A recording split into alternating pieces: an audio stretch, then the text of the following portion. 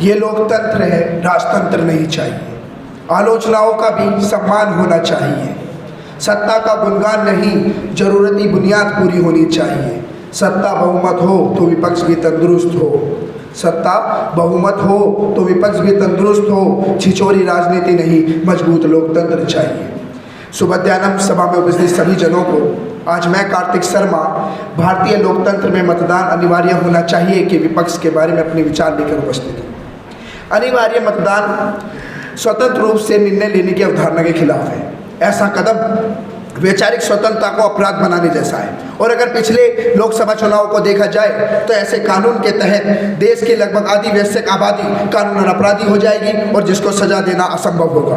जिस ब्रिटेन की बात कर ब्रिटेन का जिक्र आ रहा था, उस ब्रिटेन को मैं कहना चाहूँगा कि ब्रिटेन आधुनिक लोकतंत्र की आदि भूमि माना जाता है। वहाँ के पिछले स्थानीय निकाय चुनाव में मात्र 36% मतदान हुआ।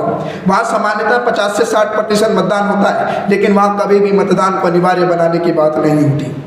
चुनाव आयोग के आंकड़े बताते हैं कि 1990 के दशक से लेकर तकरीबन हर चुनाव में भारत में जन भागीदारी बढ़ी है और भारत का औसत 60 से 70% के करीब रहा है और इसमें हर योग के लोग रहे हैं। तो ऐसे में मैं पूछना चाहता हूं कि अनिवार्य मतदान को लाने की जरूरत क्या है? लोकतंत्र के क्या मायने होते हैं? लोकतंत्र मतलब लोक राज्य, लोकतंत्र मतलब जनता का राज्य। और अगर ऐसे में आप कोई अनिवार्य बंधन कर देते हैं तो फिर वह लोकतंत्र नहीं रह जाता।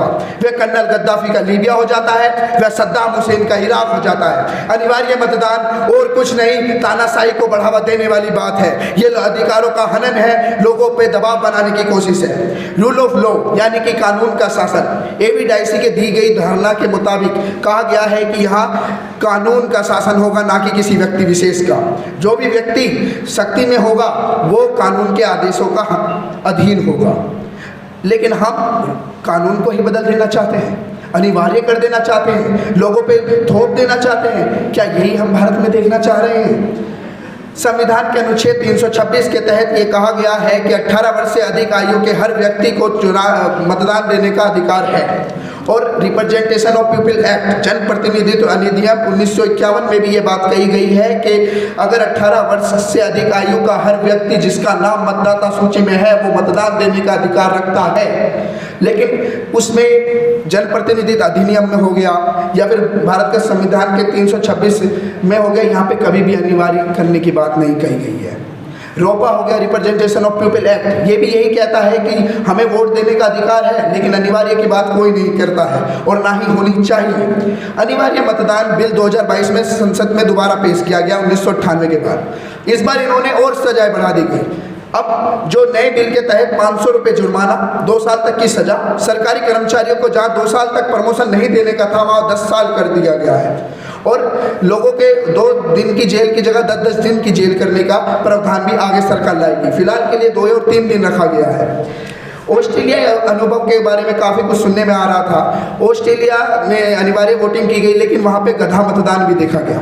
गधा मतदान यहाँ की यानी कि लोगों को वहाँ पे दबाव बना गया वोट करने के लिए, तो उन्होंने मतदाता जब मतदान लेने गए जो सबसे ऊपर दिखा उस पर ठप्पा लगाया और उसको चुन लिया गया। क्या यही हम भारत से उपेक्षा रखते हैं? क्या हम यही चीज़ चाहते हैं? और अगर सारा सवाल यही है कि मतदान संख्या को बढ़ाने के लिए अनिवार्य मतदान जरूरी है, तो मैं पूछना चाहता हूँ कि पिछले लोकसभा चुनावों में क्या ये संख्या बढ़ती नजर नहीं आ रही? जहां 2009 में 58.21% थी, वहीं बढ़कर 2014 में 66.4% है और वहीं 2019 में बढ़कर 67.11% हुई। तो चुनाव संख्या बढ़ क्यों नहीं रही है?